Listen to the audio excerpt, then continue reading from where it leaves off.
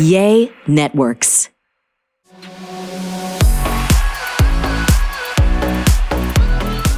Hi, Wild Ones. Welcome back to the Wild Rose podcast. I'm Whitney Rose.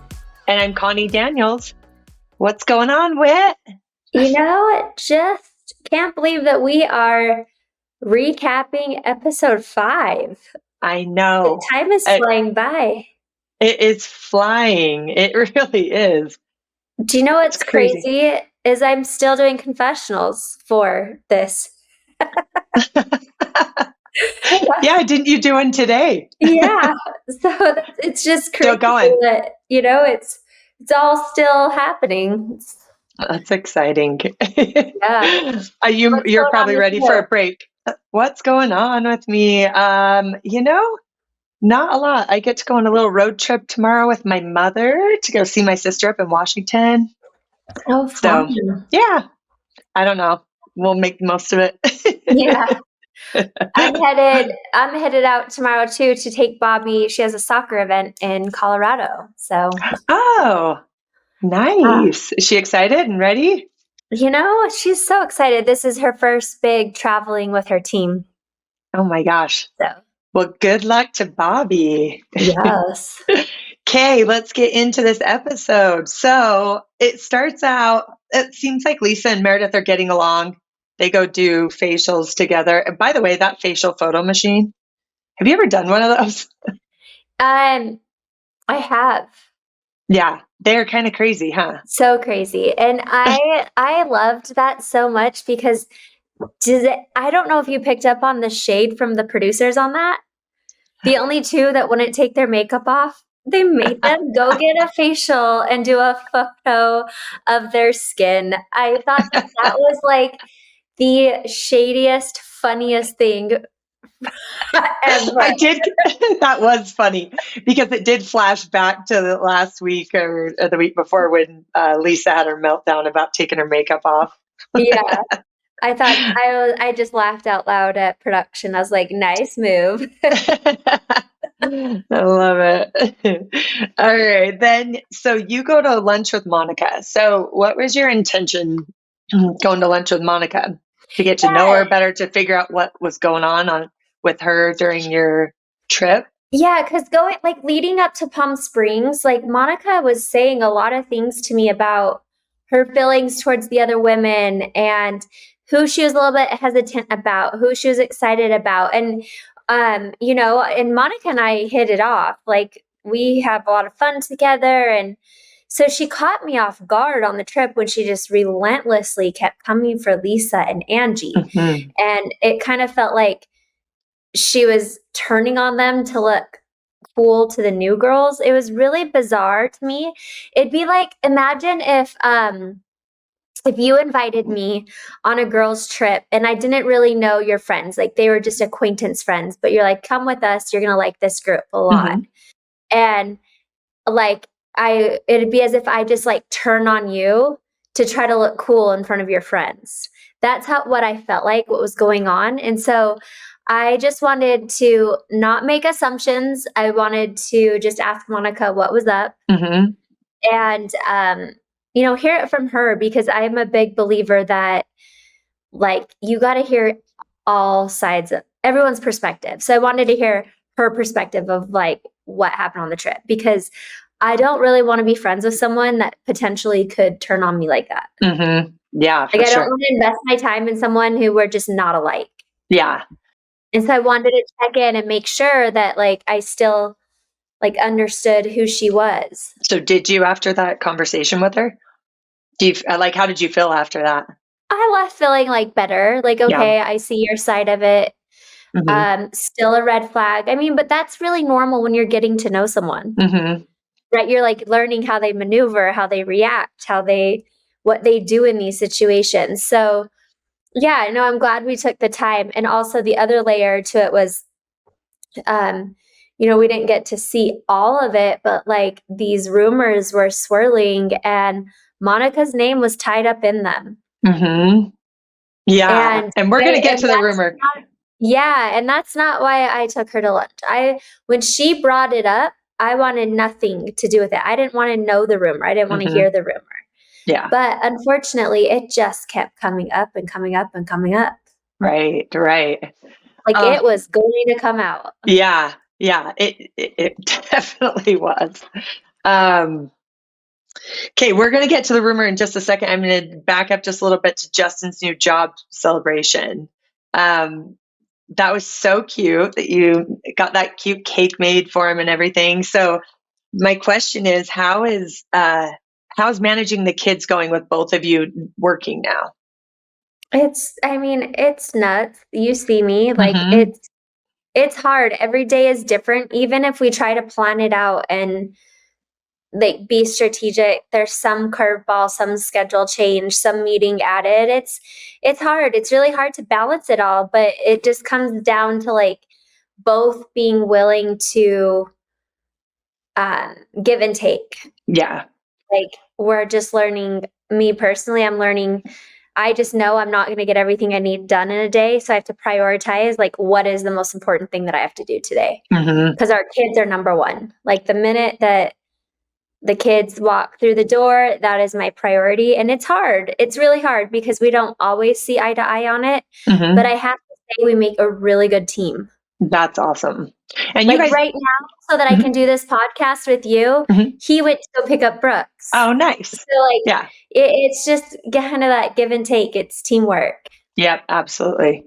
Yeah. Absolutely. I know. I think that scene was kind of interesting because it was like the first time you guys had talked about it. Like, okay, how's this going to go now? And Justin kind of looked caught off guard. Wait, I'm going back to work, but you guys hadn't talked about it. So I was just, Well, yeah, and yeah, I think that the thing that I like couldn't articulate in the moment, but now that we've lived through it, it's like my worry was that him going back to work would mean that like all of the pressure falls back on me. yeah, Because prior to me working and having my businesses, you know, I was responsible 100% for the kids, the house, all of that. And like now we share those responsibilities. And I just wanted to make sure that him going back to work didn't mean that it all falls on my head again. right, right. Because it kind of feels like in that moment, it felt like it's either he works or I work. Like, how are we going to do this? Mm-hmm. Yeah, So it just took a while to figure it out. yeah, yeah. It does take a minute. I mean, your life's totally changed again. And I think you guys got a nanny to help out too sometimes. So I'm sure that was a big game changer too. Yeah. Yeah, we really missed her. Yeah. She's not working for you right now? No, she graduated from high school and she's actually, I think she's getting ready to go on a mission. Oh, Yeah. nice. So I decided nanny's not the option. I've got to delegate other things like work things. Mm-hmm. So that's been my focus. Nice. All right. So And can we just yeah. can I get some accolades for not dropping the cake, please? Yeah. I know. Good job.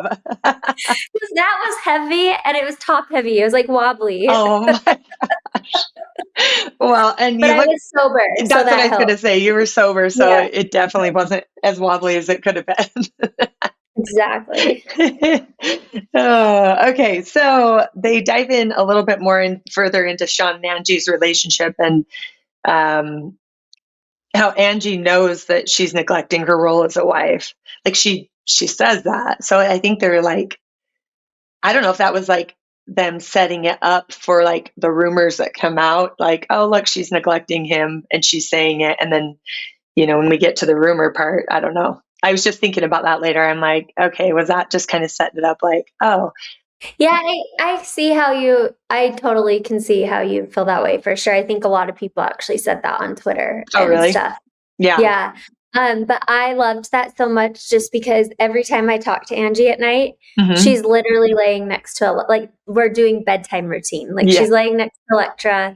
I'm tickling one of my kids' backs and it's always like, okay, we gotta go. We gotta put the kids to bed. Yeah. Like it was funny because yeah, I could see you have to in reality TV, you still have to set it up. Like you Hmm. still have to set up the like what are we following? Which Yeah. story are we following, you know? Like the background. Yeah, and just sometimes it looks better than others. It's less obvious sometimes, you know? Yeah, yeah. Yeah. Okay, then it jumps to a scene with Heather and her girls skiing, and Annabelle, or they bring up that Annabelle's getting bullied at school. And it made me think, have you had to deal with any of this stuff with Bobby and Brooks? I know we've talked about it a little bit before, but it made me kind of think of like your kids, because this is such like a unique role that you have in being cast member on the Housewives. Like, of course, other kids or kids' parents are going to watch it, and you're. Yeah, no, it's so hard. Like, I always say that if I was single and not a mom, or even just not a mom, this process would be so much easier because I'd only be accountable to myself. Mhm, Having children involved, especially children Bobby's age, Annabelle's age, it directly affects them. mhm, Everyone knows about it now. We've been around for 4 seasons. People talk about it, people judge it. In Bobby's situation, though, I think that people look at her and stare at her because they might recognize her or know who she is, but to her, it feels like she's being judged or mhm, excluded.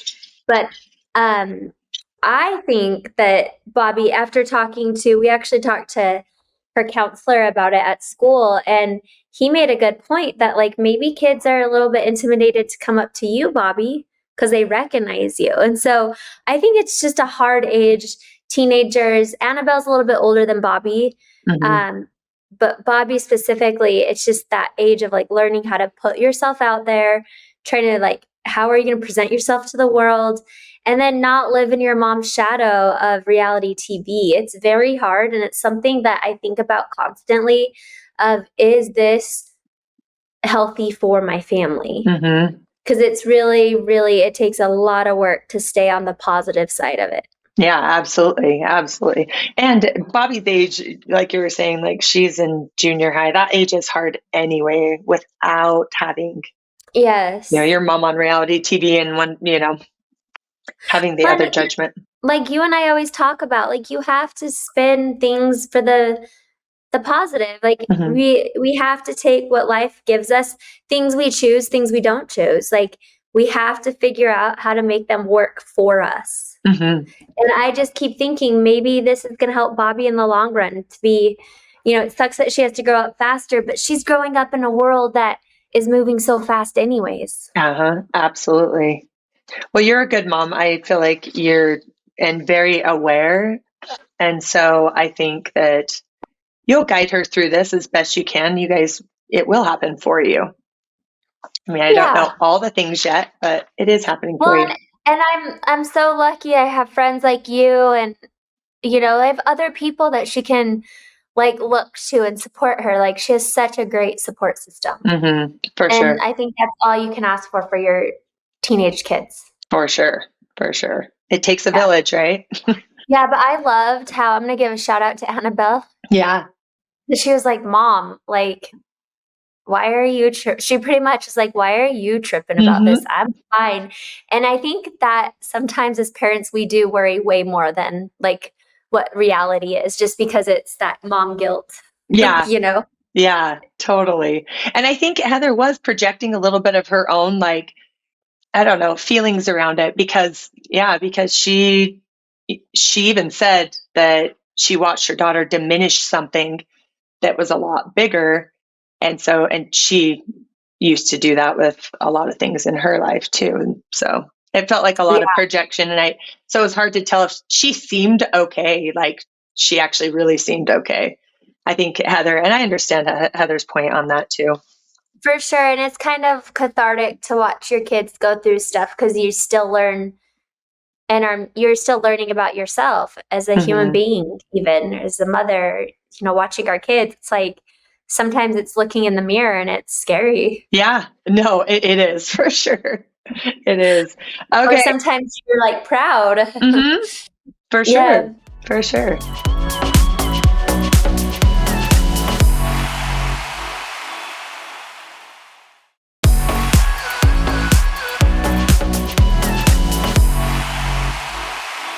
Lisa's party. Okay. So you brought in a Vita shot ski, right? Was that a gift from you? Yeah.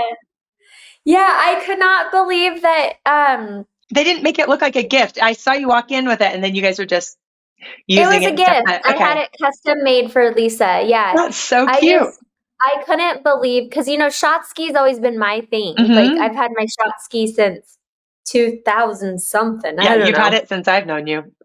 Yeah, I've like shot ski's always been my thing.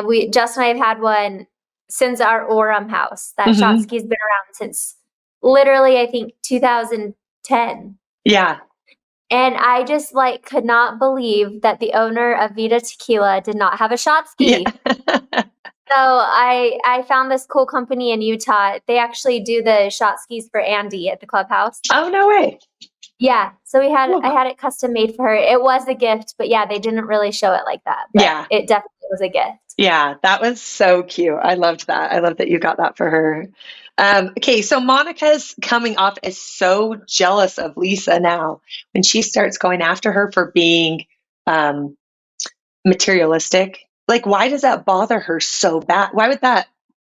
You know what I'm saying? Like, the only reason that would bother Yeah. somebody so bad is if they were jealous of that or they wanted that. You know what I mean? And they don't have it. Well, Like, why is she so angry about? I don't know. I would love Weird. your take. I would love your take on this because I've been asked this quite a bit. Actually, today I've been asked it a few Oh, times, and really? I'm like, I don't really know what it is other than jealousy. But like, I think of our friends who have more than we do, and it's like we are like so excited for them, especially when they include us Yeah, in the cool shit they do. right. You know what I mean? Yeah. Like, I love when I get to participate in all of the beautiful things that our friends who are wealthier than us Hmm. have, like, so it has to be jealousy. And also, I think, Lisa's never been one to back down from a fight. She's very strong. Hmm. And I don't think Monica backs down either. So, Yeah. new dynamic. Yeah, it is. Yeah. What is your take on that? I think you're right. I think happy people can be happy for other people. And if you're not, it irritates you when you see people doing things or having things that you want and you don't have, you can't be happy for them. It does the reverse effect. So that's my take on it. I think that she's just jealous and she's just not settled with where she's at in life, maybe. So she's jealous of it because Lisa works her butt off. We all know that. Like, and I'm not Yeah. saying Monica's working and single mom and all that too, but I think she just sees Lisa as like not a threat, but like a having something like being in a place in life that she wants to be at. Yeah.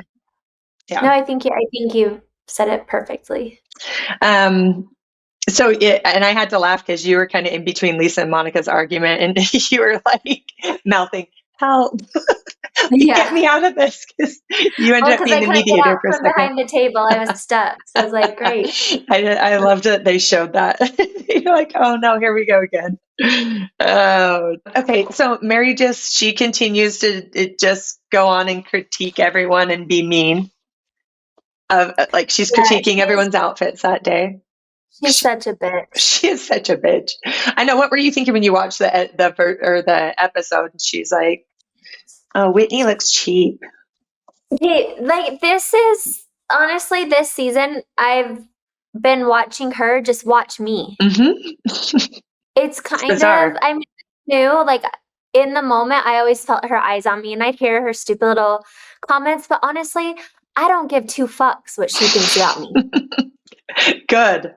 I don't like the things that she says about me just roll right off my back. I don't fucking care what she has to say, Hmm. but I do feel her eyes on me and I'm constantly like redirecting that energy. Like, do you know what I mean? The daggers. Yeah. But it's fascinating to watch this season. She's It's almost like she's obsessed with you. That in on me. yeah, She's like obsessed. she is. She is because I never thought that before, but this season, you're right. As she is like all about being focused on you. I don't know what it is. I don't It know is, what it is. I don't know if I should be happy, if I should be honored, or if I should be scared. But I don't know. I don't think I'd I be really honored. don't care. But I did laugh, because I just laughed at Heather's like, "I love it. It brings out the champagne." Like when she went after Heather's thing. Yeah. So I actually left a comment on Heather's Instagram. I was like, cousin, why did you pick that necklace? Because, Uh, these are the things that Heather and I, like, I'm glad that we're back in a good place because we laugh about this kind of stuff yeah. together, like just Yeah. the heinous stuff, Yeah, that's got to be nice. That's got to feel good. Yeah. So I'm just not sure why Monica wants to be Mary's friend, because she says that that's her mission, or however she put it. Like, she has a mission now to be Mary's friend. And I'm like, why the hell would you want to be Mary's friend? I think because everyone is scared of her vicious mouth. Yeah, maybe. I don't know. And Mary's funny. Like, Yeah.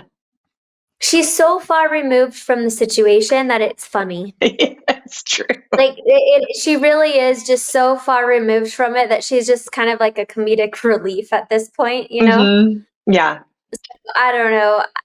I'm having a hard time, like, tracking Monica at the moment. Yeah, I am too. She's all over the place. She is.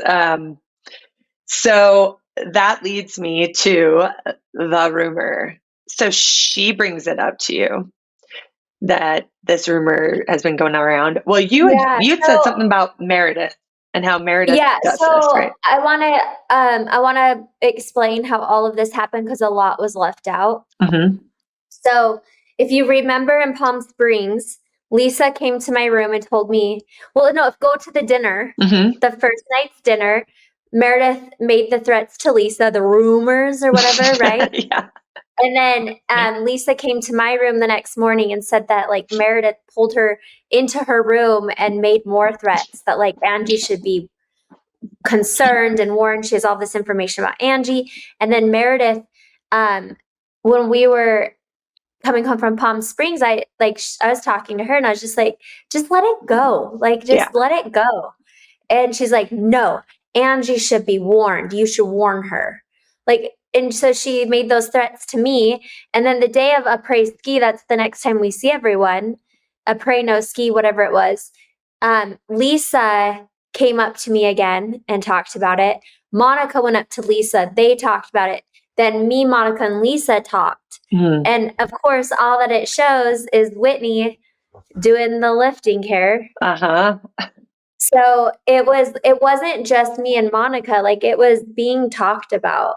And I actually got very upset, and I'm probably going to get in trouble for saying this, but I want to say it, is I said, no, I do not want to be anywhere near this. I'm so traumatized by season 3. And this is the exact same thing that happened in season 3. This is exactly how it happened. Meredith going to different people. Mm-hmm. And just because I have the courage to speak the truth, it always comes from me. Mm-hmm. And so I was like, I want nothing to do with this. And Monica was like, I just need you to listen to me. And so finally I was like, fine, what is the rumor? Yeah. Thinking it would be something like, I don't know what I thought it would be. Yeah, but not what it was. You said it. I have never heard that. Not once. You and I lived in Salt Lake our entire lives. Yeah, we've lived here our whole lives. Never. And I fucking hate that just because he owns a salon, he's a hairstylist, that even comes up. Like, I hate that. I hate it. I know. You want to talk about stereotyping? That's stereotyping. Mm-hmm. Yeah. And I mean, you're a hairdresser. There are straight men. Mm-hmm. One of my best friends. Who are loyal to their wives. Yep. In the industry. Yeah, I think that was a low blow. It was a low blow and a far reach. Like. And do you agree with me that, like, does sexuality and sexual preference need to be brought into it? Like, I didn't like that. I didn't like the rumor regardless, but I also didn't like insinuating, like, this idea of, like, outing someone. Mm-hmm. Yeah. Like, it's no one's business. No. And I thought we've moved on from trying to ruin each other's marriages. Right. Clearly not. Yeah. But no, I've never heard that rumor. Yeah. And I talk to Angie every single day. Sean is always with her. Electra is always with her. Like, they are, a beautiful family. And who cares what people do in their marriage? Right. Like, even if there was something there, like, who fucking cares? Yeah. Well, and on Watch What Happens Live, she addresses it. Well, and he does too. And he's just like, hey, it's not even the, like, gay straight thing that even bothered him. It was the infidelity part of it. Like, that's the part that, that's the part that matters. And he's like, and that's not me, so. He's very loyal. And I, like you said, we know them, and he is. That's just it's a shitty rumor. I know, it's the price you pay for doing this. It's like kill or be killed. Yep. Yeah. Oh man, I don't know how you girls do it. World. Yep. It's Meredith's world. Okay, so there's a cliffhanger at the end with Angie approaching Meredith. So we'll see next week how Meredith. Actually, Meredith, when Meredith was on Watch What Happens Live, she basically denied that she brought this rumor up, that she was behind the rumor. It was even worse than that. She denied it, and she said that she never said the rumor she heard, insinuating there's more. Oh my gosh. Wow. And then someone sent me something that she was tweeting, insinuating more stuff. I'm like, girl. Oh man, the plot thickens here. Girl. Well, we'll see what happens next week and what Meredith has to say about it.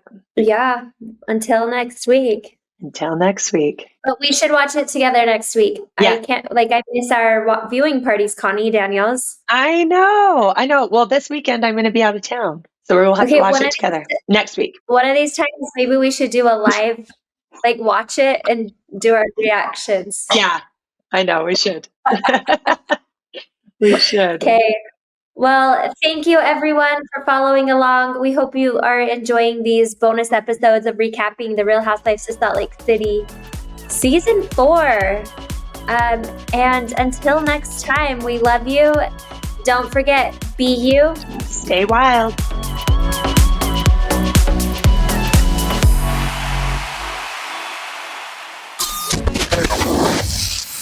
Yay Networks.